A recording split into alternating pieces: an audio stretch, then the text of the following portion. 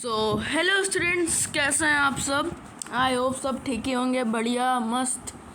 तो आज हम लोग पढ़ने वाले हैं द वाटर। हाँ, हम लोग पढ़ने वाले हैं भाई, पानी पढ़ने वाले हैं। आज के इस टॉपिक में हम लोग पढ़ने वाले द पानी। तो वीडियो शुरू होने से पहले हम लोग कुछ आपस में बातें कर लेते हैं। और मैं एक लाइन बोलना चाहूँगा यहाँ पे कि जब दूसरे लोग करते हैं अच्छा, तब कुछ लोग बोलते हैं कि भाई हाँ आला रे आला। कि जब दूसरे लोग करते हैं अच्छा, तो कुछ लोग बोलते हैं आला रे आला। अरे भाई क्यों टेंशन ले रहा है, जब आ गया है तेरा आरव भाया।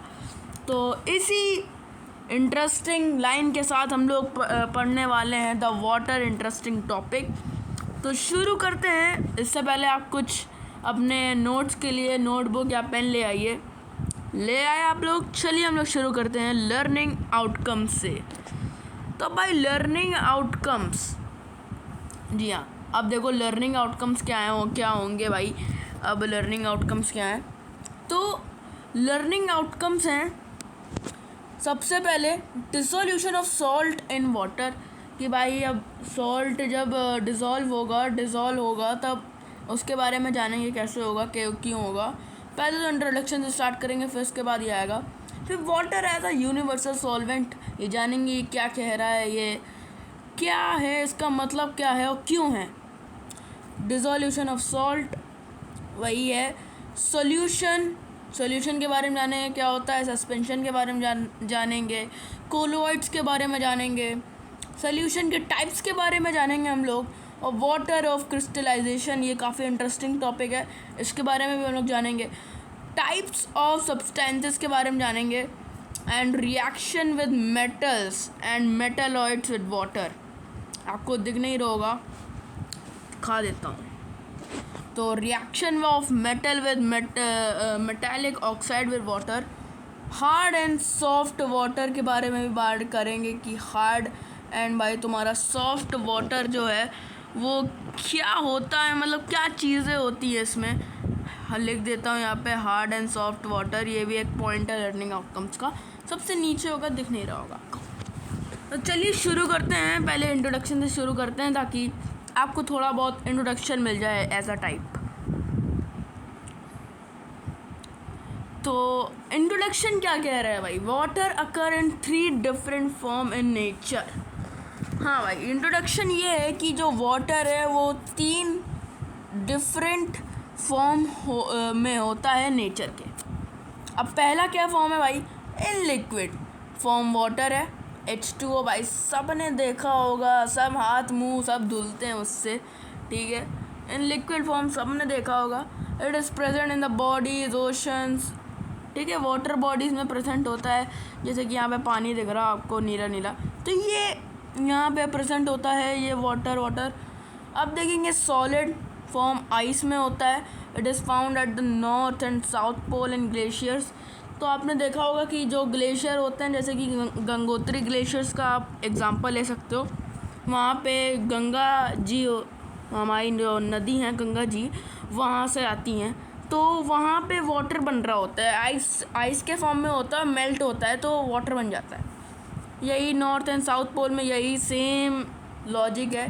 फिर इन gaseous form water vapour, it is in the present of atmosphere. Water vapour ने आपने देखा होगा गैशियस फॉर्म में आपने वाटर। अब चलते हैं हम लोग डिसोल्यूशन ऑफ सॉल्ट में। हाँ भाई, ये भी एक काफ़ी ठीक ठाक टॉपिक है I would say, dissolution of salt. अब भाई देखते हैं इसमें क्या होता है। तो जब सॉल्ट, ठीक है, सॉल्ट जब होता है डिज़ोल्व इन वाटर, तो क्या होता है भाई, अब देखो सॉल्ट तुम लोग समझ रहे हो भाई NaCl। तो यहाँ पे NaCl का कोई मतलब लेना देना है, पर वो भी एक सॉल्ट है। अब कुछ और भी सॉल्ट होते हैं, ठीक है, जैसा कि आपने सुना होगा कि जब हम लोग एसिड और बेस को मिलाते हैं, किसको मिलाते हैं, जब हम लोग एसिड और बेस को मिलाते हैं तब क्या होता है, सॉल्ट अकर होता है और वाटर अकर होता है। सॉल्ट अकर होता है, वाटर अकर होता है, ठीक है, जब हम लोग एसिड और बेस को मिलाते हैं। तो यही वहाँ पे बात कर रहे हैं they dissociate into their constituent ions. ठीक है भाई, जैसे कि हमने H2O लिया। अब इसमें आपको समझ में आ रहा हो कि भाई हम इलेक्ट्रोलिसिस के इसको भाग कर सकते हैं, तो किस में हो जाएगा? H2 एक होता है तो किस में हो जाएगा? सिंपल सी बात है, जब आप इलेक्ट्रोलिसिस करोगे तो आपको मतलब तुरंत दिख जाएगा कि हाँ भाई हो जाता है। ठीक है, हाँ, this process is central to many chemical reaction in natural phenomena. ये पॉइंट काफ़ी इंपॉर्टेंट है कि आप नोट कर लीजिए, क्योंकि भाई जब ये प्रोसेस होता है, जब डिज़ोल्व होता है सॉल्ट इन वाटर, अब NaCl की बात नहीं कर रहा हूँ, मैंने आपको समझा दिया क्यों, बहुत सारे एग्जांपल्स होते हैं इसके। अब salt, this process is central to many chemical reaction. अब देखो, जब तुमने मान लो कोई भी सॉल्ट ले लिया, हम लोग लेते हैं Na ले लो भाई, Na ले लो, ठीक है।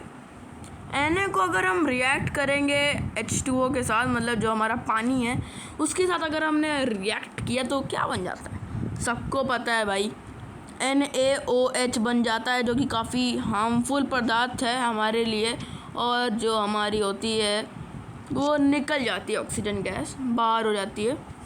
ठीक है, तो आपने सुना ही होगा, आई वुड प्रेफर कि भाई तुम लोग ने देखा भी होगा। अब नेचुरल फिनोमिना का भी एग्जांपल ले सकते हो भाई, कुछ सॉल्ट रिएक्ट नहीं करते हैं भाई, नेचुरल फिनोमिना है, वो हो जाते हैं, रिएक्शन में आते हैं, पर नेचुरल फिनोमिना से होते हैं। The result is a homogeneous solution. मतलब होमोजीनियस सोल्यूशन का क्या मतलब है? यहाँ पे होमोजीनियस का मतलब आपने element and compound and mixture में भी पढ़ा होगा। होमोजीनियस सोल्यूशन का वो मतलब है कि जब मान लो एक कंपोनेंट दूसरे कंपोनेंट के साथ मिक्स होता है यूनिफॉर्मली, और मतलब वो सेपरेटली नहीं दिखते, मतलब एकदम एक लेयर बना देते हैं, सेपरेटली नहीं दिखते। मान लो हमने शुगर लिया और वाटर लिया, तो अब हमने उसको घोल दिया, चम्मच में मिला दिया अच्छे से, एकदम मस्त तरीके से उसको एकदम घोल दिया, तो क्या होता है वहाँ पे? क्या होगा? हमारा होमोजीनियस सॉल्यूशन बनेगा। ठीक है, अब देख रहे हैं यहाँ पे ये भी लाइन दे रखी है, where salt is no longer visible but still present in the dissolvents. यही बात है कि शुगर जब हम मतलब वाटर के साथ मिलाएंगे तो वो डिसॉल्व हो जाएगी, और उसके जो आयंस होंगे, तो वो नहीं मिलेंगे। ठीक है, तो ये था हमारा topic dissolution of salt. I hope आपको ये समझ में आया हो। अब हम लोग बढ़ते हैं नेक्स्ट टॉपिक की ओर, जिसका नाम है water as a universal solvent. तो यूनिवर्सल सॉल्वेंट से पहले आप समझ लो कि भाई ये सॉल्वेंट नया शब्द आ गया, नया तो नहीं होगा, आई होप तुम लोगों ने 7th क्लास 6th क्लास में पढ़ा ही होगा सॉल्वेंट क्या होता है। फिर से बता देता हूँ सॉल्वेंट क्या होता है। सॉल्वेंट होता है ऐसा कंपोनेंट, ऐसा चीज़ जो तुम्हारे सॉल्यूट, ठीक है, सॉल्यूट को डिज़ोल्व कर पाए और उसका बना दे सॉल्यूशन। क्या बना दे? उसका बना दे सॉल्यूशन। ठीक है, ऐसा कंपोनेंट कि यहाँ पे हम लोग ने ऐसा कंपोनेंट लिया कि मतलब सॉल्यूट के साथ, मान लो एक एग्जांपल है काफ़ी अच्छा, जैसे कि आप यहाँ देख रहे हो एक शुगर मिल रहा है विद वाटर के साथ। इस आप में ग्लास में देख रहे हो कि शुगर मिल रहा है वाटर के साथ। तो क्या हो रहा है यहाँ पे? जो ज़्यादा अमाउंट में होता है ना, जो कम अमाउंट में है वो आप समझ जाना कि सॉल्यूट है, जो ज़्यादा अमाउंट में है वो समझ जाना सॉल्वेंट है। ठीक है, तो मतलब कम अमाउंट में क्या दिख रहा है? हमें दिख रहा है शुगर भाई जो है कम अमाउंट में। ठीक है, शुगर जो हमारा कंपाउंड क्या बोला, हाँ कंपाउंड, वो हमारा कम अमाउंट में, और जो वाटर जो हमारा कंपाउंड है वो ज़्यादा अमाउंट में है। मान लो हमने 100 ग्राम लिया पानी, 100 ग्राम क्या लिया? पानी। तो अब हमने 5 ग्राम ले लिया शुगर और डिज़ोल्व कर दिया, तो सोल्यूशन कितने ग्राम का होगा? 105 ग्राम का होगा ना, क्योंकि सोल्यूशन जो होता है सॉल्वेंट और सोल्यूट के मिलकर बना होता है। तो अब यहाँ पे आप लोगों ने समझ लिया कि भाई हाँ, ये जो सॉल्वेंट नाम का शब्द है ये क्या होता है, क्या चीज़ है, आपने समझ ही लिया होगा। सॉल्यूशन पहले बाद में देखेंगे, हम लोग पहले चलते हैं अभी इसी टॉपिक पर रहते हैं, water as a universal solvent पर रहते हैं। पहले इसको इरेज कर देता हूँ, ठीक है। तो हम लोग आते हैं water as a universal solvent. Water को क्यों कहते हैं यूनिवर्सल सॉल्वेंट भाई? क्यों इसको कहते हैं भाई यूनिवर्सल सॉल्वेंट है भाई, सबको क्यों मतलब कर लेता है? तो इसकी सिंपल सा आंसर है, water is a universal solvent because मान लो तुमने एक कंटेनर में, चाहे वो जिंक का, मान लो एक मेटल का कंटेनर है, जिंक का कंटेनर है, सॉरी ऊपर से खुला रखना था मेरे को, मैंने बंद ही कर दिया ऊपर से। हाँ, मान लो एक मेटल कंटेनर है, उसमें तुमने पानी डाल दिया, ठीक है, पानी डाल दिया, और वो क्या है, जिंक मेटल है, और तुमने ऊपर से उसको क्या डाल दिया, H2O डाल दिया, पानी। तो क्या होगा पता है? तो जो पानी होगा ये भाई ऐसा चीज़ है कि मतलब ये डिज़ोल्व कर लेगा जिंक के थोड़े थोड़े पार्टिकल्स। कैंट यू इमेजिन कि भाई ये बंदा मतलब एक कंटेनर में स्टोर है और उस कंटेनर के छोटे छोटे पार्टिकल्स जो हैं उसको भी डिज़ोल्व कर ले रहा है। इसीलिए मतलब ये हर चीज़ को ज़्यादातर डिज़ोल्व कर लेता है, इसीलिए हम इसे कहते हैं यूनिवर्सल सॉल्वेंट। यही यहाँ पे बात लिखी है, water is often referred to as a universal solvent because its remarkable ability to dissolve a wide variety of substances. This property is crucial in many nature and natural processes. अब यही जो इसकी प्रॉपर्टी है, water की जो property है, ये crucial role play करती है मैनी मतलब जो जितने भी हैं नेचुरल और ऐसे रिएक्शन प्रोसेसेस में। जैसे कि हमने यही बताया कि आपको यहीं पे हो जाएगा, यहाँ पे रिएक्शन हो जाएगा, एक रिएक्शन तो नहीं होगा पर डिसॉल्व कर लेगा। तो हम लोग चलते हैं अब नेक्स्ट टॉपिक पे जिसका नाम है सॉल्यूशन। सस्पेंशन से पहले हम लोग सॉल्यूशन देख लेते हैं।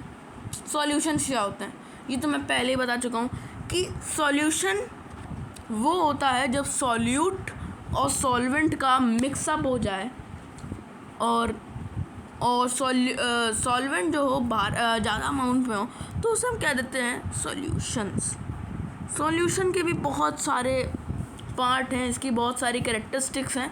तो ये रही हमारी ये पहली कैरेक्टरिस्टिक्स है, ठीक है। अभी हम लोग बाद में करेंगे, पहले हम लोग इसकी डेफिनेशन डाल लेते हैं कि भाई इंग्लिश में भाई डेफिनेशन कैसे लिखें। डेफिनेशन ये है, a solution is a homogeneous mixture of 2 और मोर सब्सटेंसेस। मैंने कहा 2 कंपोनेंट या उससे ज़्यादा कंपोनेंट आप ले सकते हो सॉल्यूट सॉल्वेंट की तरफ से, और अगर आप उनको कंपोनेंट जो हैं उनको मिलाओगे तो आपका एक होमोजेनियस मिक्सचर अगर तैयार हुआ तो उसको क्या देते हैं हम, सॉल्यूशन। सिंपल सी बात है। द पार्टिकल ऑफ सॉल्यूट, जो सॉल्यूट है कम मात्रा में पाया जाता है, और uniformly distributed within the solvent, ठीक है। ये कहाँ गए हम लोग, हाँ, तो uniformly distilled in a solvent, ठीक है भाई। यहाँ तो समझ गए भाई, सब समझे हैं, हम भी समझे, तुम भी समझे, नहीं समझे आइए एक एग्जांपल समझाते हैं। हम लोग फिर से भाई एग्जांपल लेते हैं शुगर और वाटर का, ठीक है। शुगर और वाटर का एग्जांपल लिया जिसमें शुगर है तुम्हारा सॉल्यूट और वाटर है तुम्हारा सॉल्वेंट। इन दोनों को मिला क्या बन गया भाई, शुगर सॉल्यूशन बन गया भाई।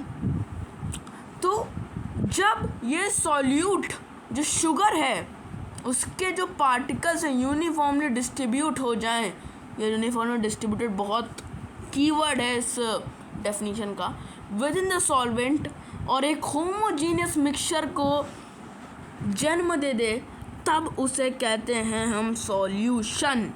अब इसी को कैरेक्टरिस्टिक्स होती हैं, बात करते हैं हम लोग कैरेक्टरिस्टिक्स की। इसकी मतलब कुछ खूबियाँ हैं भाई, इसकी मतलब कुछ कैरेक्टरिस्टिक्स, आइए देखते हैं। तो पहली कैरेक्टरिस्टिक्स क्या है, पार्टिकल साइज़। ये पहली है, ये दूसरी है और ये तीसरी। अपीयरेंस हमारा तीसरी है, थोड़ा 3 गलत जगह बन गया, हाँ। तो ये अपीयरेंस हमारी तीसरी कैरेक्टरिस्टिक्स है। तो पार्टिकल साइज़ जो है, जो हमारा पार्टिकल साइज़ है, the particles in a solution are extremely small, 1 nanometre in diameter.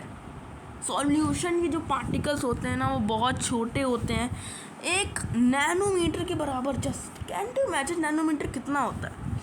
Nanometre मैं बताता हूँ कितना होता है, पहले ये सब इरेज कर दूँ, ठीक है। नैनोमीटर होता है भाई तुम्हारा 10⁻⁻10 मीटर। आप सोच रहे हो भाई मीटर ही ठीक ठाक यूनिट है, मतलब हाँ हम लोग ऐसे मीटर को मेज़र कर सकते हैं, और उसकी -10 कितना छोटा हो गया। ठीक है। अगर हम लोग अभी बात करेंगे आगे चल के जो हमारे सस्पेंशन है कोलोइड से, उसके बारे में बात करेंगे, फिर हम लोग उसका डिफरेंशिएट निकालेंगे। तो अब इतना समझ लो, जो पार्टिकल साइज होते हैं इनके वो होते हैं बहुत छोटे।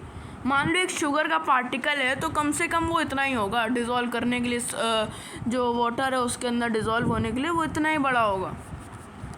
क्या 10⁻, कैसा भाई, 10⁻−10 मीटर। ये इम्पॉर्टेंट है भाई, मार्क कर लो। पार्टिकल साइज में पूछ सकते हैं वो लोग fill in the blanks MCQ में कि भाई क्या है ये, मतलब आप पूछ सकते हैं what is the particle size of the solution mainly, ऐसे करके वो लोग क्वेश्चन बना सकते हैं स्कूल वाले। अब आते हैं हम लोग दूसरे पॉइंट पे जो कि है हमारा होमोजेनिटी। होमोजेनिटी का आप लोग शब्द देख के समझ गए होंगे कि क्या है। Solution are uniform throughout the solute particles are evenly distributed within the solvent.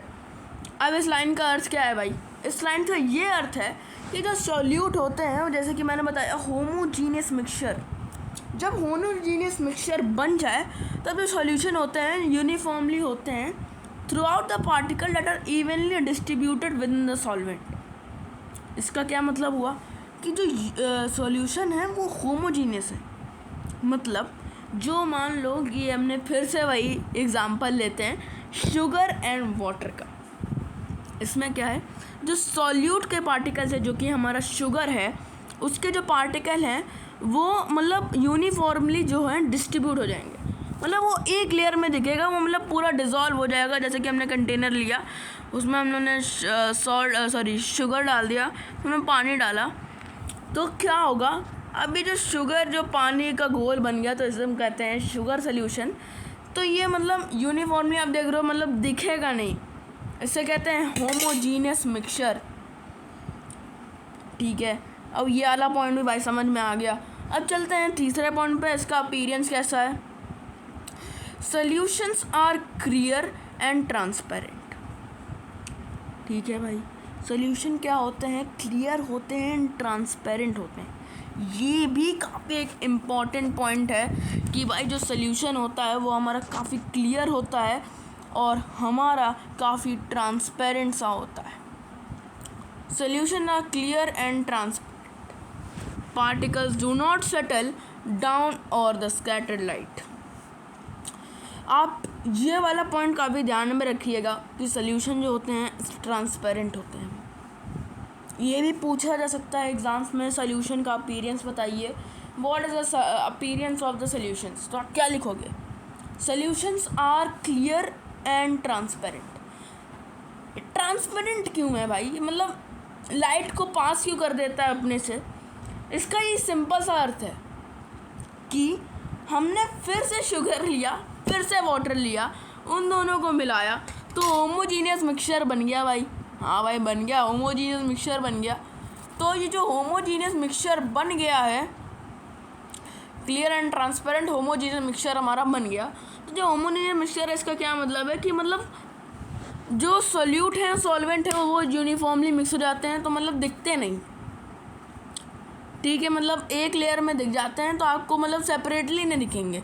तो वही बात है कि भाई ट्रांसपेरेंट हो गए, कि भाई लाइट को पास कर दी क्योंकि ये दिख नहीं रहा है। आप अगर आप खुद ही एक्सपेरिमेंट कर सकते हो तो कर लेना, शुगर को मिलाना, या तो आप नमक को भी मिला सकते हो भाई। नमक को मिलाओ पानी में, उसको घोलो अच्छे से, आप देखो कि भाई लाइट पास हो रही है कि नहीं, देख सकते हो ट्रांसपेरेंट है। तो भाई सोल्यूशन सबको समझ में आ गया। अगर समझ में आ गया हो तो भाई चलते हैं हमारे नेक्स्ट टॉपिक पे जो कि है सस्पेंशंस। तो अब सस्पेंशंस क्या है भाई, सस्पेंशंस वो होते हैं, सस्पेंशंस इसका जस्ट उल्टा होता है। उल्टा आई वुड से कि मतलब हाँ उल्टा कह सकते हो, उल्टा तो नहीं है पर कह सकते हो। A suspension is a heterogeneous mixture in which solute particles do not dissolve but remain dispersed throughout the solvent. इस लाइन का क्या अर्थ हुआ भाई? इस लाइन का ये अर्थ है कि जो सस्पेंशन है it is a heterogeneous mixture, ठीक है। मतलब जो सस्पेंशन होता है, मतलब देख सकते हैं आप। अब आप इसका एकदम तगड़ा सा एग्जांपल है, इसका तगड़ा सा एग्जांपल क्या है? इसका तगड़ा सा एग्जांपल है सैंड एंड वाटर का। अगर आप सैंड एंड वाटर को बोलोगे, आपने देखा होगा कि मतलब जो पार्टिकल होते हैं सैंड के और वाटर से, मतलब सैंड के पार्टिकल्स थोड़े बड़े होते हैं, तो मतलब वो डिज़ोल्व नहीं होते क्योंकि सैंड का जो डेंसिटी है वो वाटर से ज़्यादा है, तो ये मतलब डिज़ोल्व नहीं होते। तो इसलिए मतलब ये हेट्रोजीनियस मिक्सचर कहलाते हैं। हेट्रोजीनियस मिक्सचर क्या है? Heterogeneous mixture is a mixture in which the components are mixed non-uniform but they can be seen separately. Yes, they can be seen separately. तो इस वजह से हम लोग कहते हैं इसको हेट्रोजीनियस मिक्सचर, जो कि हमारा सस्पेंशंस। अब ये क्या होता है भाई? Particles that do not dissolve but remain dispersed throughout the solvent. इसका क्या मतलब है कि भाई जो सैंड है वो वाटर से डिसॉल्व नहीं होगी, क्योंकि जो सैंड होती है उसकी जो तुम्हारे आप साइज़ देखोगे तो वाटर से थोड़ा ज़्यादा बड़ा होता है, मॉलिक्यूल्स का साइज़ कंपेयर करोगे। तो यही बात थी सस्पेंशन की। हम लोग ने अच्छे से टॉपिक समझा कि सैंड और वाटर का सस्पेंशन बन सकता क्या है भाई। अब हम लोग चलते हैं कैरेक्टरिस्टिक्स ऑफ सस्पेंशन से। कैरेक्टरिस्टिक्स क्या है भाई सस्पेंशन की? भाई ये भी काफ़ी मतलब इम्पॉर्टेंट टॉपिक्स हैं। अभी जितने भी वाटर में हैं सब इम्पॉर्टेंट टॉपिक्स हैं। मैं बता दूंगा आपको मतलब कौन सा टॉपिक एकदम ठीक ठाक सा है, ढीला है थोड़ा। पार्टिकल साइज, ये अभी सारे इंपॉर्टेंट है। जितने भी solution, suspension, colloids, hard and soft water, जितने भी हम टॉपिक कवर करने वाले हैं वो लगभग सारे इंपॉर्टेंट, मतलब चैप्टर ही इंपॉर्टेंट है भाई। तुम लोग यही मत सोचो कि भाई थोड़ा आसान है। नहीं, जो चीज़ कर लिया वो आसान, जो चीज़ नहीं कर पाया वो बेकार। तो हम लोग चलते हैं पहली कैरेक्टरिस्टिक्स है जो कि है पार्टिकल साइज। तो particles in the suspension are larger than 1000 nanometre 1 micron, making them visible to the naked eye और अंडर द माइक्रोस्कोप। अब गुरु यहाँ पे भी तुम्हें एक ध्यान करने वाली बात है कि यहाँ पे भी हम लोग एक चीज़ बताएंगे। मतलब चीज़ क्या बताएंगे? मतलब उसका जैसे कि हमने सॉल्यूशन में बताया, तो इसका भाई पार्टिकल साइज़ क्या होता है वो हम बताते हैं। पार्टिकल साइज़ है इसका 10 to the power -7 मीटर, ठीक है। 10 to the power -7 मीटर इसका है तुम्हारा, इसका साइज़ है। वहीं देखो 1 नैनोमीटर और यहाँ पे 1000 नैनोमीटर, 1000 मतलब 3 0 और बढ़ गए। तो मतलब अगर आपने एक का भी याद कर लिया तो आप आराम से दूसरे तीसरे का भी याद कर सकते हो। अब यही बता रहा है कि विजिबल हो जाता है to the naked eye under a microscope. Yep, हम नेकेड आई से देख सकते हैं सैंड और वाटर कि भाई सेपरेट हैं, अलग अलग हैं। नहीं देख सकते तो आप अंधे हो। हाँ भाई, क्योंकि भाई अगर तुम सैंड और वाटर को मिक्स करोगे तो देख सकते हो भाई सैंड भाई नीचे होगी और वाटर थोड़ा ऊपर होगा, डिसॉल्व नहीं होता है, हेट्रोजीनियस मिक्सचर है। तो आप देख सकते हो नेकेड आई से, मतलब अपनी खुली आँखों से देख सकते हो। अब हेट्रोजेनिटी क्या है भाई इसकी? हेट्रोजेनिटी इसकी कैरेक्टरिस्टिक है। तो suspension are not uniform throughout particles and unevenly distributed. थोड़ी स्पेलिंग मिस्टेक हो गई। हाँ, तो suspension are not uniform throughout the particles and evenly distributed. जैसा कि मैंने बताया ये है हेट्रोजीनियस मिक्सचर। सस्पेंशन क्या होता है? एक हेट्रोजीनियस मिक्सचर होता है। तो ये मतलब यूनिफॉर्म नहीं होता है, जैसा कि मैंने बताया कि मिक्स नहीं होता है भाई, सेपरेट दिखता है। सैंड और वाटर का एग्जांपल भी दिया, ये सेपरेट होता है, ये दिखता नहीं है। तो पार्टिकल जो होते हैं इसके अनइवनली डिस्ट्रीब्यूट होते हैं। और वहाँ सॉल्यूशन में क्या था भाई? इवनली डिस्ट्रीब्यूट होते हैं। हर यहाँ पे आप दिखा देता हूँ कि यहाँ पे अगर आप जाओगे सॉल्यूशन फॉर्म में, सॉल्यूशन में अगर आपने देखा होगा कि वहाँ पे मैंने बताया था कि इवनली डिस्ट्रीब्यूट होते हैं, पर यहाँ पे क्या है, अनइवनली डिस्ट्रीब्यूटेड है। ठीक है भाई, समझ में आ गया, चलो बढ़िया। अब हम चलते हैं अपीयरेंस में। Suspension are cloudy and opaque. तो भाई जो तुम्हारा सस्पेंशन होता है वो काफ़ी क्लाउडी होता है। ठीक है, अब क्लाउडी का कहना क्या चाहते हो भाई, तो ओपेक। अब ओपेक से आप क्या समझ पा रहे हो? ठीक है, ओपेक से आप क्या समझ पा रहे हो, जैसे कि मैंने यहाँ पे सस्पेंशन में बताया भी था कि जो पार्टिकल्स होते हैं वो सेटल होते हैं यूनिफॉर्मली। आपने देखा यहाँ पे दिख भी रहा होगा, तो जो पार्टिकल्स होते हैं वो यूनिफॉर्मली सेपरेटेड होते हैं, मतलब यूनिफॉर्मली सेपरेटेड क्या बोल रहा हूँ, अनइवनली होते हैं। ठीक है, बढ़िया। तो हम लोग बात कर रहे हैं सस्पेंशन में कि मतलब यहाँ पे हम लोग देख रहे हैं सस्पेंशन जो होते हैं क्लाउडी होते हैं। सस्पेंशन क्या होते हैं? क्लाउडी होते हैं। क्लाउडी का क्या मतलब है? ओपेक होते हैं। मतलब ये अपनी लाइट जो है पास नहीं कराने देते, ये जस्ट ओपेक होते हैं। सैंड क्या है भाई? ओपेक है। सैंड और वाटर को मिला दिया, हम देख नहीं सकते आर पार, तो ये क्या हो गया? ओपेक हो गया। ठीक है, दे में स्कैटर लाइट, यहाँ पे क्या दिख रहा है? दे में स्कैटर लाइट, थोड़ी स्लाइड उधर उधर होगी, हाँ, तो दे में स्कैटर लाइट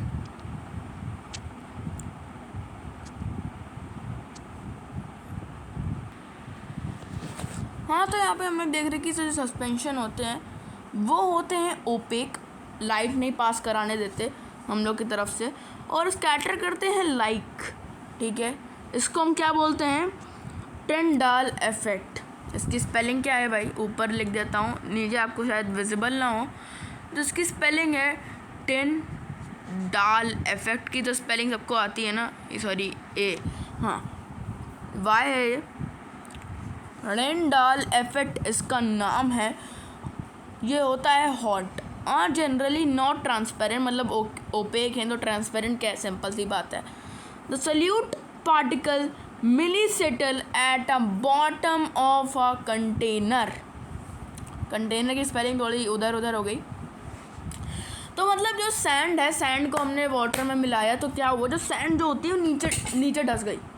ठीक है, नीचे चली गई वो सैंड, क्योंकि जो सैंड थी उसकी डेंसिटी वाटर से ज़्यादा थी, तो वो नीचे घुस गई। मास क्या था? उससे ज़्यादा था, जो नीचे घुस गई। ठीक है, तो वही बता रहा है कि ये जो सॉल्यूट के पार्टिकल्स होते हैं, जो सॉल्यूट क्या है हमारा यहाँ पे? सैंड। ठीक है, यहाँ पे सैंड है, और जो पार्टिकल हैं वो settle at the bottom of a container. I hope आपको सस्पेंशन भी समझ में आ गया हो। तो अब हम लोग चलते हैं काफ़ी नए टॉपिक की ओर, जिसका नाम है कोलोइड। हाँ, तो कोलोइड्स में आ चुके हैं। तो कोलोइड्स क्या होता है भाई? काफ़ी न्यू टर्म लग रहा होगा। सस्पेंशन और सॉल्यूशन तो आपने पहले सुना होगा। कोलोइड्स हल्का सा न्यू टर्म होता है। तो जैसा कि मैंने पिछले टॉपिक में बताया था, पिछले चैप्टर में बताया था, एटॉमिक स्ट्रक्चर, तो न्यूक्लियस क्या होता है? बीच का होता है, मैंने बताया था।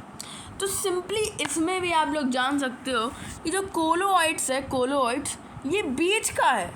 किसके? सॉल्यूशन एंड सस्पेंशन के बीच के। मतलब जितने भी हम लोग चीज़ें पढ़ी हैं, पार्टिकल साइज हो, होमोजेनिटी हो, अपीयरेंस हो, तो मतलब कहीं ना कहीं ये बीच का ही दिखेगा आपको।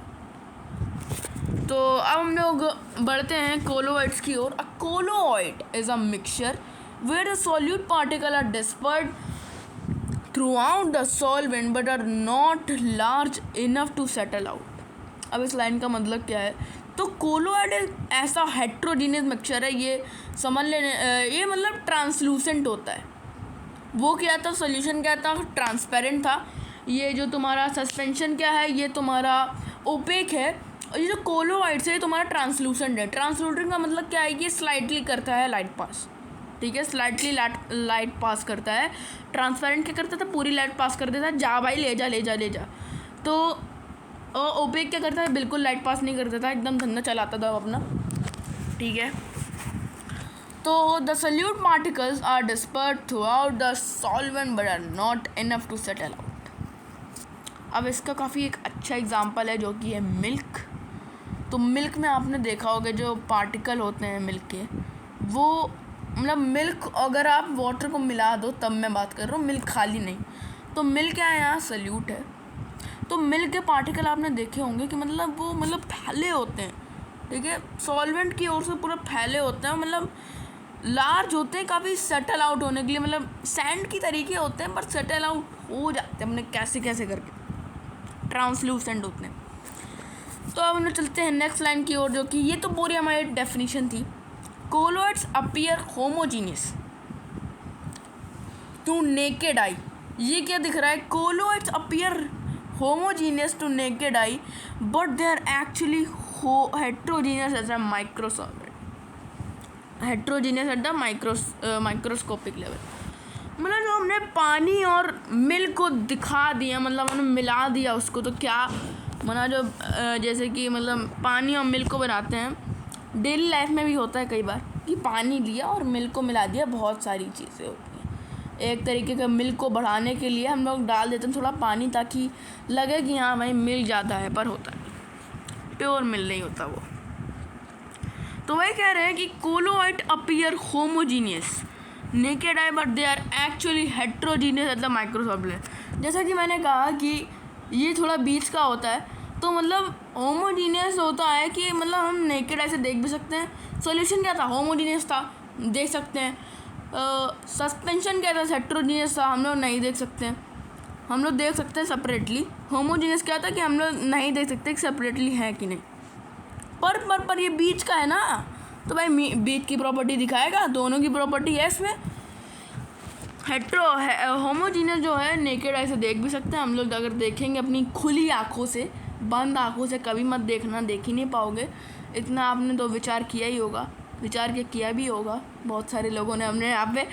तो होमोजीनियस अपीयर होते हैं naked eye but they are actually heterogeneous at the microscope level.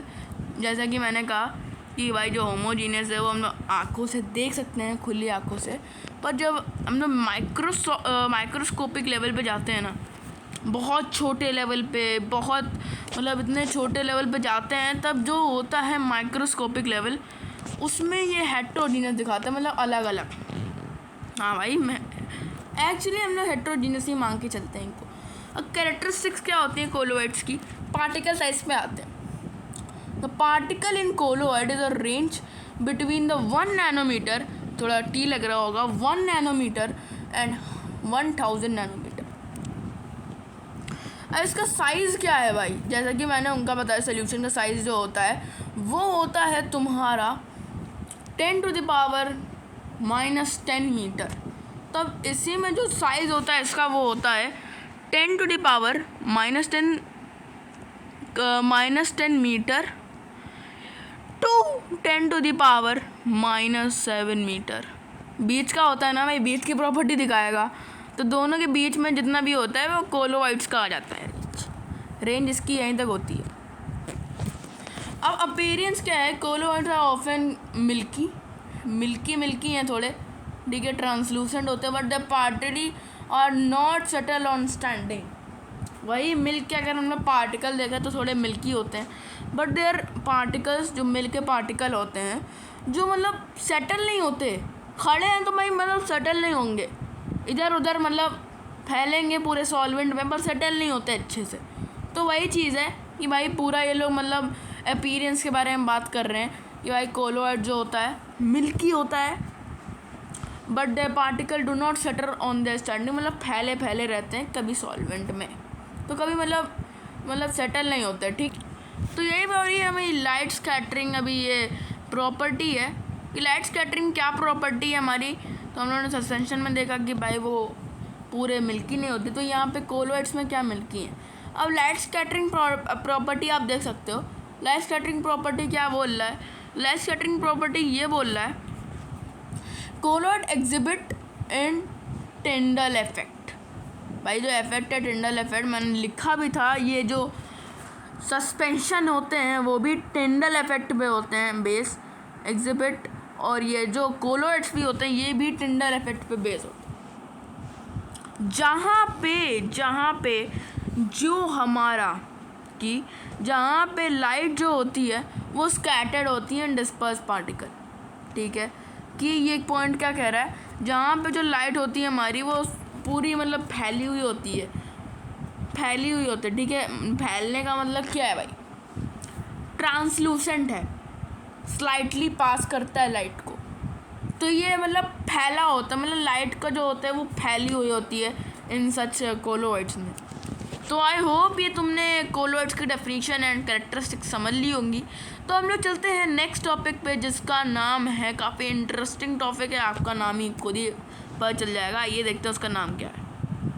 तो उसका आते हैं हम टाइप्स ऑफ सोल्यूशन पे। सोल्यूशन भाई कितने टाइप्स के होते हैं? सोल्यूशन होते हैं 3 टाइप्स के, अनसैचुरेटेड, सैचुरेटेड और सुपर सैचुरेटेड सोल्यूशन। ये भी काफ़ी एक मेन पॉइंट है, मेन क्या भाई, काफ़ी इंटरेस्टिंग पॉइंट कह सकते हो।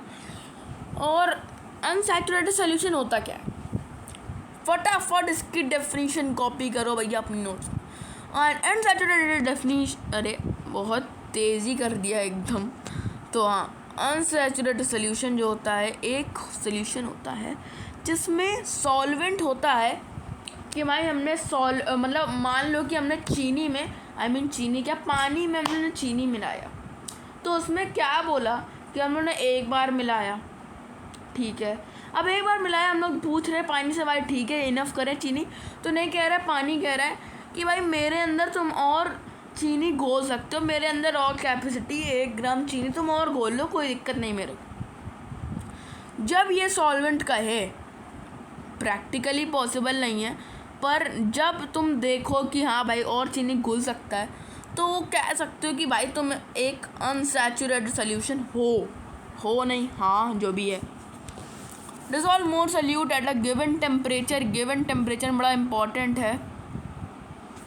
In other words, the solution has not yet reached the capacity of dissolve solute.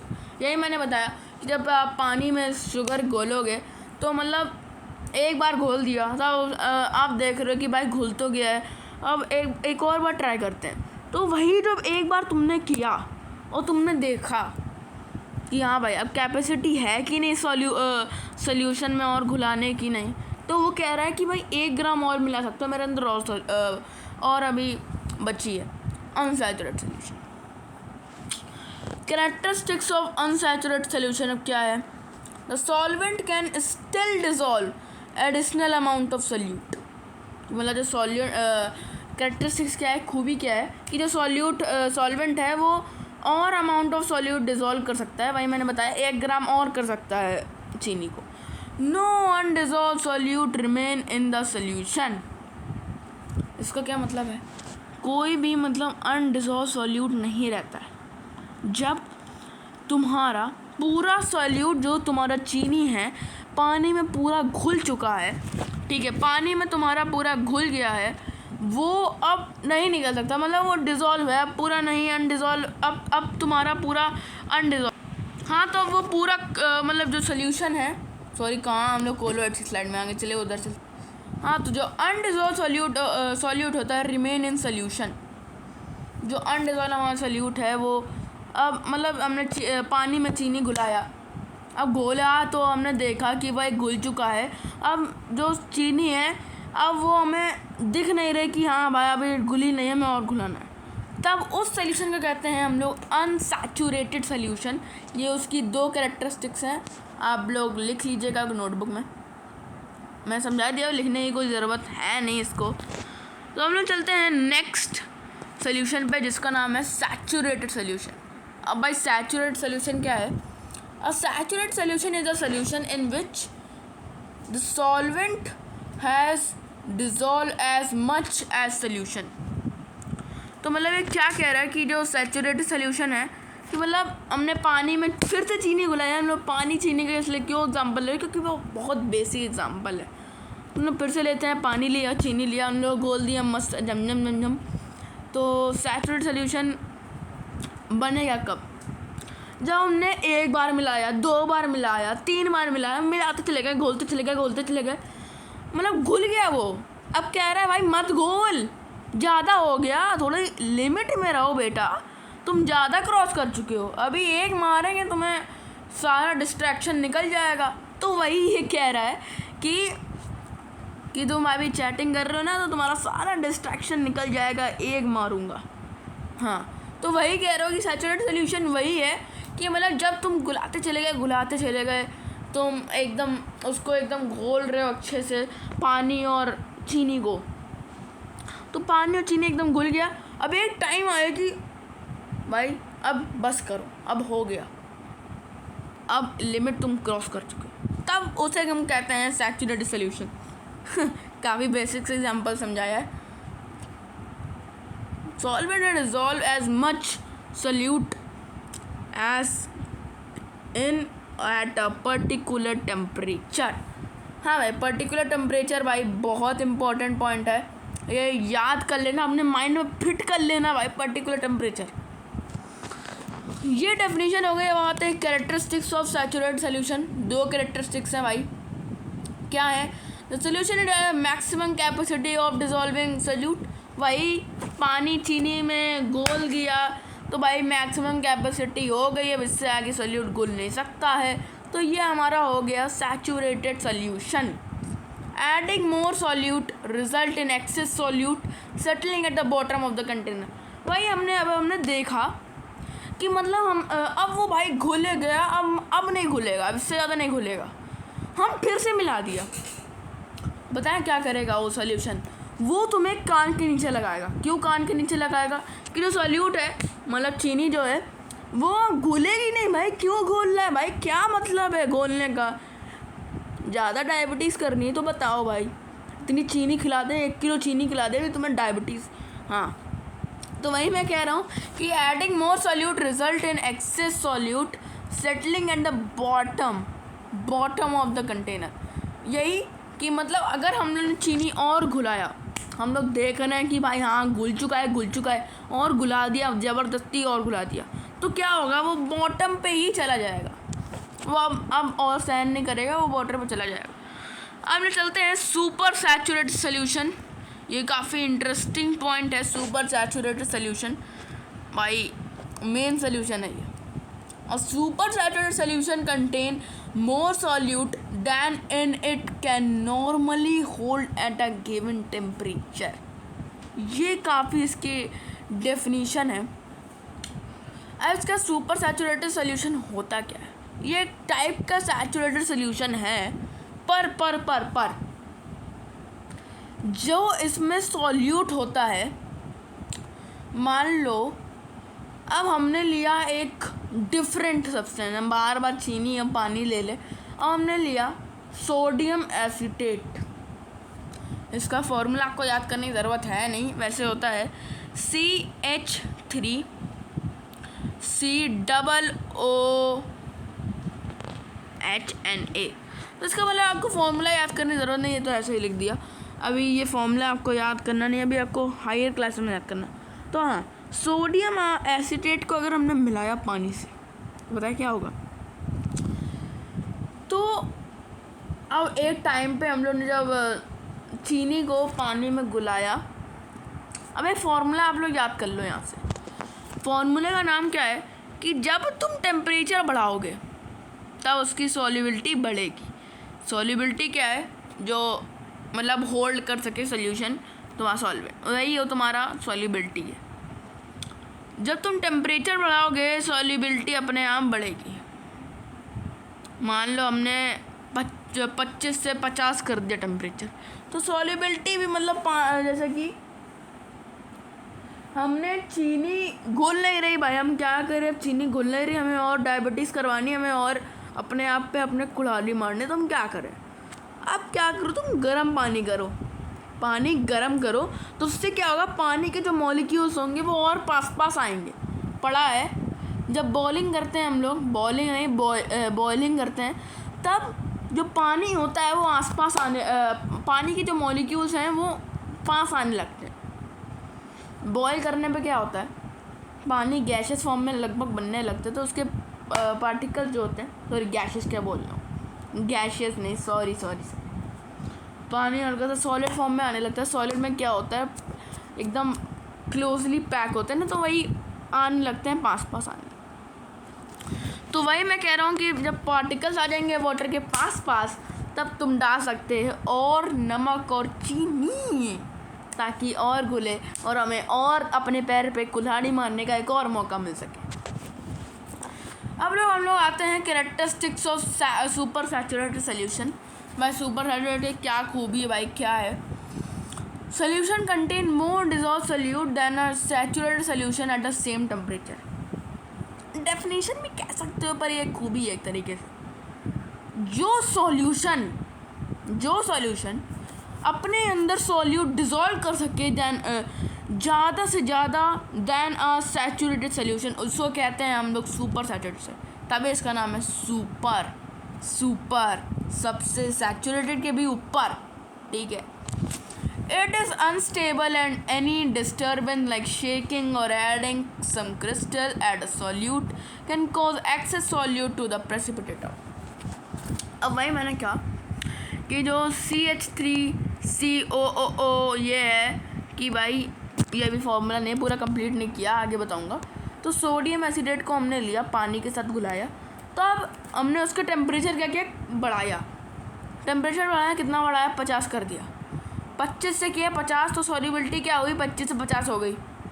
Solubility पहले कितनी थी, 25 ग्राम थी, मिलाने की उसको 50 ग्राम हो गई मिलाने की उसको, ठीक है भाई। तो क्या होगा, अभी इसके क्रिस्टल बनना चालू हो जाएंगे। ये क्या वाटर ऑफ क्रिस्टलाइजेशन पढ़ोगे कि क्रिस्टल बनना चालू हो जाएंगे। And can cause excess solute to the precipitate out. I hope ये आपको सॉल्यूशन समझ में आया। और हम चलते हैं नेक्स्ट टॉपिक की ओर, फटाफट वाटर क्रिस्टलाइजेशन। अब क्रिस्टल क्या होता है, फटाफट देखते हैं भाई, फटाफट, टाइम नहीं है। अब crystal is defined as a homogeneous solid having a definite geometrical shape and arrange in symmetrical arrangement. इसका क्या मतलब है, जब तुम्हारा जो शुगर है, चीनी है, वो एक क्रिस्टल के फॉर्म में तुम मान सकते हो कि इसका एक परफेक्ट ज्योमेट्रिकल शेप होता है, डेफिनेट ज्योमेट्रिकल शेप होता है, और उसके जो पार्टिकल होते हैं सिमेट्रिकली अरेंज होते हैं। मान लो एक क्यूब है, सॉलिड क्यूब है शुगर का, तो उसके भाई ज्योमेट्रिकल शेप जो है कंफर्म है, हाँ भाई क्यूब है। तो आप देख सकते हो कि भाई क्रिस्टल जो होता है वो सॉलिड होमोजीनियस सब्सटेंस होता है having a definite geometrical shape. यहीं तक तुम्हारा डेफिनेशन कंप्लीट है। क्रिस्टलाइजेशन क्या है, आई होप तुम लोग ने क्लास 7 में पढ़ा हो।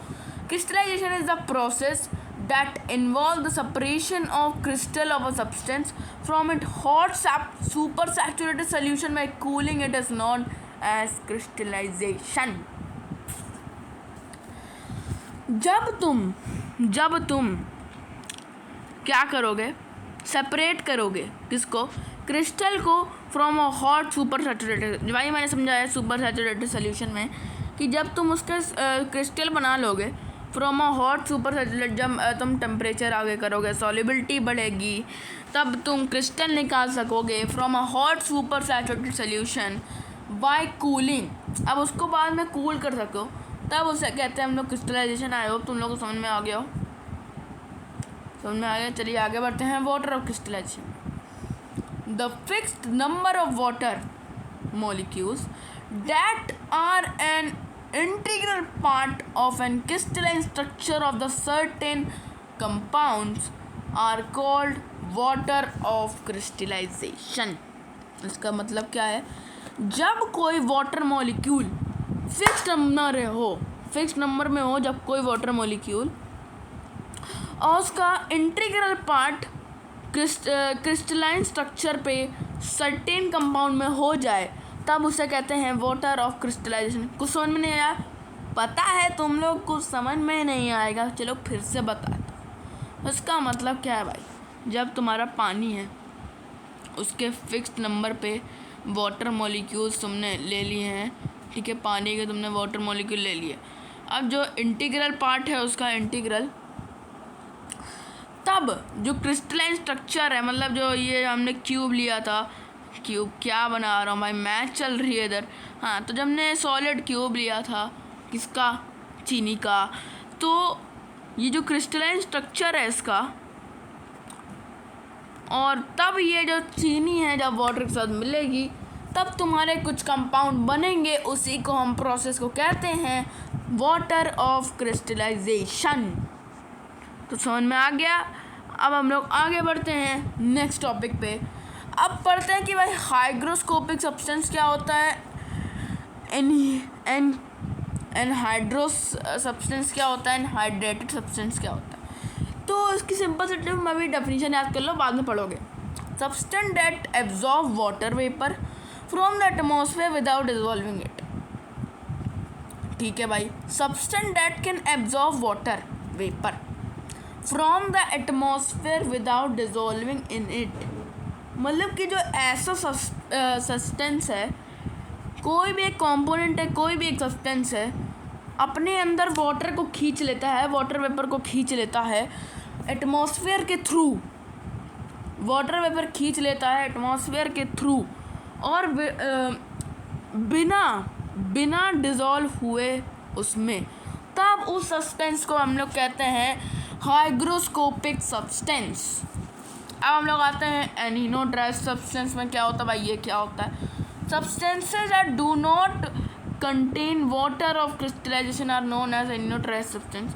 इसमें क्या होता है, हाइग्रोस्कोपिक सब्सटेंस में क्या होता है, इसमें वाटर ऑफ क्रिस्टलाइजेशन होता है। इसमें जो हाइड्रोस्कोपिक सब्सटेंस में, इसमें क्या हुआ, हमने वाटर वेपर लिया फ्रॉम द एटमॉस्फेयर और डिज़ोल्व नहीं होता, बस इतना याद कर लो। और एनिनोड्राइव सब्सटेंस में क्या हुआ, जब कोई भी सब्सटेंस वाटर ऑफ क्रिस्टलाइजेशन ना करे तब उसे कहेंगे हम एनिनोड्राइव सब्सटेंस। कोई भी सब्सटेंस, बहुत सारे सब्सटेंस होते हैं जो वाटर ऑफ क्रिस्टलाइजेशन नहीं किया, प्रोसेस को नहीं फॉलो किया, तो वो आ गया एनिनोड्राइव सब्सटेंस की कैटेगरी। अब हाइड्रेटेड सब्सटेंस क्या है, अब जो सब्सटेंस फॉलो करे वाटर ऑफ क्रिस्टलाइजेशन उसे हम कहते हैं हाइड्रेटेड सब्सटेंस। जो सब्सटेंस फॉलो करता है हमारे वाटर ऑफ क्रिस्टलाइजेशन को, तो उसे हम कहते हैं हाइड्रेटेड सब्सटेंस। इतना तो अभी समझ लो, बाकी तुम्हारे एग्जाम में फुल है भाई, समझ लो। अब आते हैं कुछ कंपाउंड्स में, ClCl2 उसमें पहला नाम है। इसके बाद हम लोग पढ़ेंगे भाई सिलिका क्या होता है, सिलिका जेल। तो इसके बाद हम लोग पढ़ेंगे सिलिका जेल। पहले हम लोग पढ़ लेते हैं CaCl2 क्या होता है। Calcium chloride is a substance that absorb moisture from the air. मतलब ये कौन सा सब्सटेंस है, जो सब्सटेंस वाटर वेपर को एब्जॉर्ब करे from without dissolving in it. तो वो क्या है भाई, ये है तुम्हारा हाइग्रोस्कोपिक सब्सटेंस। कैल्शियम क्लोराइड जो होता है एब्जॉर्ब करता है वाटर को और बन जाता है वेट, मतलब वेट बन जाता है भाई। अब वेट का अर्थ नहीं पता क्या यार, वेट का नहीं पता, कोई ना मैं बता रहा वेट का मतलब क्या है। तो जब कैल्शियम क्लोराइड जब वाटर को एब्जॉर्ब करेगा, कोई भी चीज़ अगर तुम्हें वाटर को एब्जॉर्ब करेगी तो मतलब वो वेट बन जाएगी, सिल्की बन जाएगी, स्किन की बन जाएगी। ठीक है, हमने अपने ऊपर पानी डाला तो हमारी जो बॉडी है वो वेट हो गई, पानी से पूरी उभरी हुई। ठीक है, तो जो वो कैल्शियम क्लोराइड जो है, जो वाटर के कॉन्टैक्ट में आता है तो वेट बन जाता है। इसकी इक्वेशन क्या है, जब वाटर के साथ आया तो ये इक्वेशन याद कर लेना। अब calcium chloride 6 molecule of water के आया कांटेक्ट पे, तब बन गया CaCl2 and 6 molecules of water. It is use to keep things and dry. ये तुम्हारा यूज़ में आ गया कैल्शियम क्लोराइड के, गए तुम लोग को समझ में आ गया हो। हम लोग चलते हैं अब सिलिका जेल में। भाई सिलिका जेल क्या है, silica gel is a material that absorbs moisture. Silica gel ऐसा मटेरियल है जो मॉइस्चर को एब्जॉर्ब करता है। सिलिका तो क्या करता है, मॉइस्चर को ये भी एब्जॉर्ब करता है। तो ये क्या है, हाइग्रोस्कोपिक है, बिल्कुल सही जवाब। Silica gel packet help to prevent moisture damaged by absorbing excess moisture in the air. इतना समझ में आ गया, नहीं समझ में आया, आइए पढ़ते हैं। तो जो ये होता है इसका यूज़ क्या है, इसका ये काम है कि जो सिलिका जेल है वो पैकेट में होता है प्रिवेंट करने के लिए मॉइस्चर डैमेज। जैसे कि अब तुमने देखा हो, बहुत सारे लोगों ने देखा होगा, जैसे कि मैं जूम कर देता हूँ। इसमें क्या है, desiccant silica gel. Do not eat, dangerous throw away, यहाँ पे दूसरी भाषा में लिखा हुआ, चाइनीज़ में लिखा हुआ। तो यही मैं कहना चाह रहा हूँ कि जो सिलिका जेल होता है वो प्रिवेंट करता है मॉइस्चर को आने के लिए। जब मॉइस्चर डैमेज करता है ना सब्सटेंस को, तो वही प्रिवेंट कर देता है सिलिका जेल। तो इसका काफ़ी इम्पॉर्टेंट सा यूज़ है। अब यूज़ क्या है? It is often found in small battery inside the product, packaging item dry, these pouches are kept in unused water bottles to keep them moisture free. अब हम लोग चलते हैं reaction of water with metal. अब reaction of water क्या है metal में? तो रिएक्शन ऑफ वाटर क्या होता है, जल्दी से पढ़ लेते हैं। Reaction of water produce a metal oxide along the evolution of hydrogen gas, metal oxide and that are soluble in dissolve and hydrogen substance. अब इसकी लाइन का पूरा एक बार में मतलब समझा देता हूँ। तो हम लोग ने जैसे लिया कुछ कंपाउंड के नाम बताओ, कुछ अच्छे कंपाउंड के नाम बताओ। अच्छे कंपाउंड के नाम है भाई सी ए का हम लोग ले लिया। तो ये हम लोग ने मिलाया वाटर के साथ, तो क्या बन गया? हमने इसको मिलाया वाटर के साथ, तो क्या बन गया? CaOH2, यही बन गया ना, यही बने। अब हम लोग ने Ca की जगह यहाँ पे Na ले लिया। मान लो नीचे आओ, थोड़ा नीचे आओ। Na लिया हमने सॉलिड, तो H2O लिया लिक्विड। तो क्या बना? 2NaOH प्लस H2 और हीट निकलेगी। हीट तो सबको पता है भाई, मिलाने में तो क्या निकलता है? हीट निकलता है। अब हम लोग ने पोटेशियम लिया एक तरफ, 2 पोटेशियम लिए और 2 मॉलिक्यूल लिए वाटर के। तो क्या बना? 2 पोटेशियम और OH बना और प्लस हाइड्रोजन गैस निकल गई, हीट बन गई। तो जिन सब्सटेंस में हाइड्रो ऑक्साइड बन जाए, हाइड्रो ऑक्साइड मतलब H2 बन जाए जिन सब्सटेंस में रिएक्शन में वाटर करने पे, तो उन्हें हम कहते हैं मेटल ऑक्साइड्स। हम लोग जल्दी से बढ़ते हैं नेक्स्ट टॉपिक की ओर, जिसका नाम है reaction of water with metallic oxide. अब मेटालिक ऑक्साइड जैसे कि Mg मान लेते हैं, ठीक है। तो Mg मैग्नीशियम हम लोग ने लिया, तो मैग्नीशियम और वाटर को मिलाएंगे तो क्या बनेगा? MgOH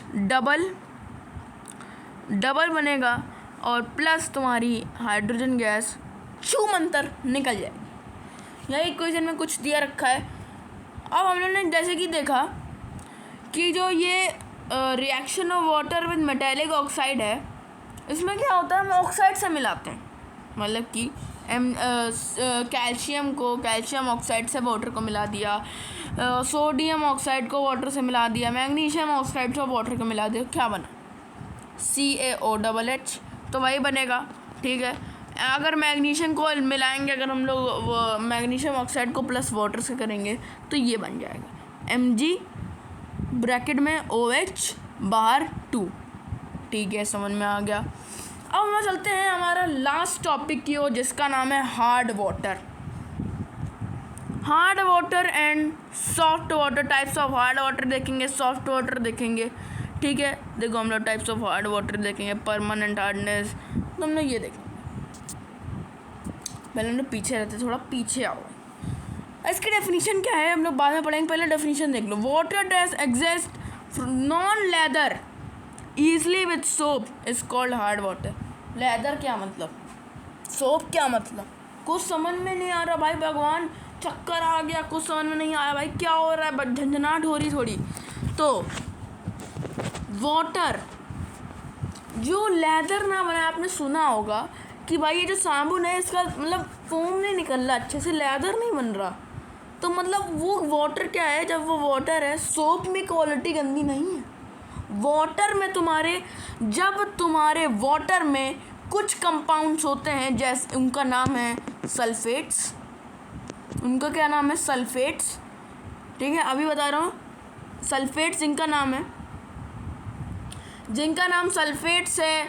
मान लो तुम्हारा HCO3 है, बाइकार्बोनेट और सल्फेट्स। तो इनमें क्या होता है, जैसे कि हम लोगों ने कैल्शियम सल्फेट ले लिया Ca, अभी पूरा फॉर्मूला निकलवा, टाइम वेस्ट होगा। Ca लिया और यहाँ पे ले लिया हम लोगों ने मैग्नीशियम। तो जब ये कंपाउंड, जब ये एलिमेंट मिल जाते हैं इन रेडिकल्स के साथ, तो क्या होता है, ये जो जब हम धुलते हैं हाथ, जब ये कंपाउंड होते हैं वाटर में, तब क्या होता है, जब हम धुलते हैं हाथ सोप से तो लेदर नहीं बनता, इसी के लिए हम लोग कहते हैं इसको हार्ड वाटर। अब लोग आते हैं इसकी permanent types of hard water के, क्या आता है टेम्प्रोरी हार्डनेस क्या होता है, कुछ देर के लिए हार्डनेस, उसको कहेंगे टेम्प्रोरी हार्डनेस।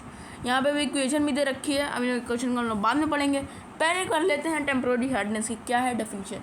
तो टेम्प्रोरी हार्डनेस है is cause due to the presence of dissolve bicarbonate of calcium and magnesium in water. Bicarbonate से भी होता है, सल्फेट से भी होता है। अभी जो टेम्प्रोरी के लिए है टेम्प्रोरी हार्डनेस, उसमें सिर्फ और सिर्फ बाइकार्बोनेट्स का काम है। जब तुम्हारी बाइकार्बोनेट होगा, कैल्शियम बाइकार्बोनेट हो, ये देखो कैल्शियम बाइकार्बोनेट हो या फिर मैग्नीशियम बाइकार्बोनेट हो, तब तुम्हारी टेम्प्रोरी हार्डनेस होगी वाटर की। It is called temporary hardness because it can be removed.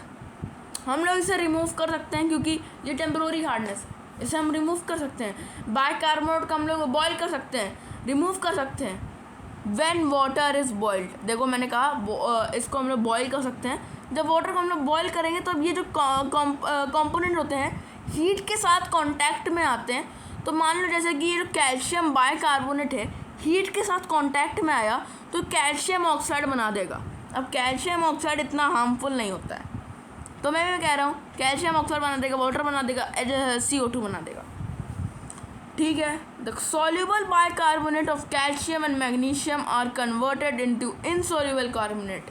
अब यही जो CaCO है, आई मीन कैल्शियम ऑक्साइड, ये क्या होते हैं इनसॉल्युबल होते हैं, इनसॉल्युबल होते हैं वाटर में, मतलब जाते नहीं, सॉल्युबल होते हैं, इनसॉल्युबल होते हैं, मतलब घुलेंगे नहीं तो कैसे रिएक्ट होंगे, समझा कर, ठीक है। तो ये होता है टेम्प्रोरी हार्डनेस जब हम लोग करते हैं मैग्नीशियम और कैल्शियम के बाइकार्बोनेट को इनसॉल्युबल कार्बोनेट के, विच कैन बी बाद में जब ये फ़िल्टर ऑफ हो सके, ठीक है, बाद में सब फिल्टर ऑफ हो सके। अब यही इक्वेशन दे रखी है, कैल्शियम बाइकार्बोनेट अगर हम इसको हीट करेंगे, हीट देते हैं, बॉयल देते हैं, तो क्या होता, कैल्शियम यहाँ पे कार्बोनेट बन जाता है।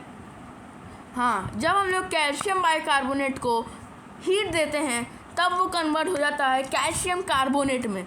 अब जो कैल्शियम कार्बोनेट है भाई वो तो इनसॉल्युबल है, इनसॉल्युबल कार्बोनेट हो गया ना, ये वाटर में घुलेगा नहीं तो रिएक्ट क्या घंटा करेगा, आधी घंटा। तो वही मैंने बताया कैल्शियम कार्बोनेट बन जाएगा और CO2 बन जाएगा और H2O बन जाएगा। अब हम लोग आते हैं परमानेंट हार्डनेस में। परमानेंट हार्डनेस क्या है भाई, परमानेंट हार्डनेस वो है जब हम लोग जो वाटर है, ठीक है, तो भाई परमानेंट हार्डनेस क्या है भाई, परमानेंट हार्डनेस वो हार्डनेस है वाटर की जब ये कॉज होती है presence of dissolve chlorides and sulphate of magnesium and calcium. अब जैसा कि मैंने बताया ये जो सल्फेट हैं और तुम्हारे क्लोराइड्स हैं, ये मतलब Cl, तो जब CaCl2 मिलता है वाटर के साथ तो ये मतलब जो होता है ये परमानेंट हार्डनेस बना देता है। कैसे परमानेंट हार्डनेस है, क्योंकि ये मतलब आप रिमूव नहीं कर सकते, ये आप देख रहे हो, this type of hardness can not be removed by boiling, ठीक है। तो इसमें क्या है भाई, हम लोग इसको रिमूव नहीं कर सकते हैं, बिल्कुल नहीं रिमूव कर सकते हैं। वही मैंने बोला, शुरुआत में मैंने बोल दिया था, सल्फेट्स जो होते हैं और जो क्लोराइड्स होते हैं, क्लोराइड्स, मान लो हमने CaCl2 लिया, कैल्शियम क्लोराइड ले लिया भाई, मान लो, तो कैल्शियम क्लोराइड है, अब ये वाटर के साथ कांटेक्ट में आया तो ये हार्ड तो बनाएगा वाटर को, साथ ही साथ ये परमानेंट हार्ड हो जाएगा। मतलब इसको बॉईल करके मतलब आप नहीं निकाल सकते हो, गारंटी आप नहीं निकाल सकते हो, कुछ केसेस में आप निकाल सकते हो, अभी हम लोग आगे पढ़ेंगे। अब सल्फेट्स और आपने इतना पढ़ ही लिया है तो हम लोग पढ़ते हैं रिमूवल मेथड, इसका परमानेंट हार्डनेस का रिमूवल मेथड। कुछ बच्चे हंस रहे होंगे ये क्या है भाई? अब तो अभी आपने बताया रिमूवल मेथड नहीं होता, can not be remove by boiling. अब क्या ये फलाना ढिमकाना है कि रिमूवल मेथड आप बता रहे हो कि ये रिमूव हो सकते हैं बॉइलिंग से? तो क्या है फालतू बंदी, क्या कर रहे हो आप? हाँ, तो जब हम लोग बॉयल करते हैं वॉशिंग सोडा को,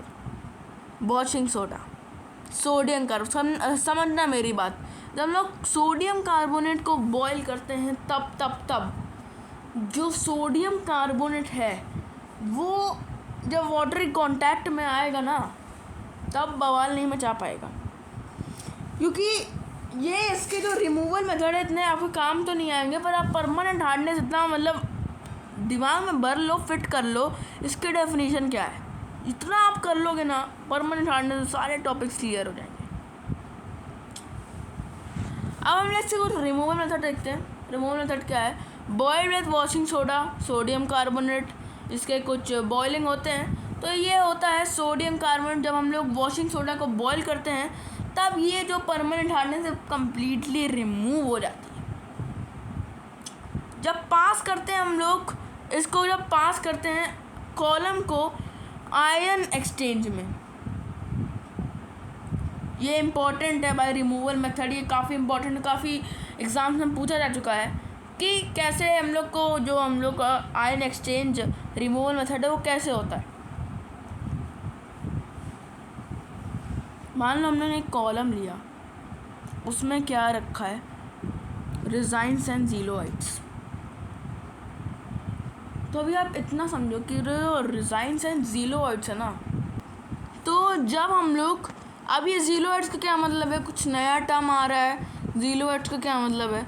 जीलोइड्स का ये मतलब है गुरु कि ये होते हैं कि जो सोडियम है, मान लो,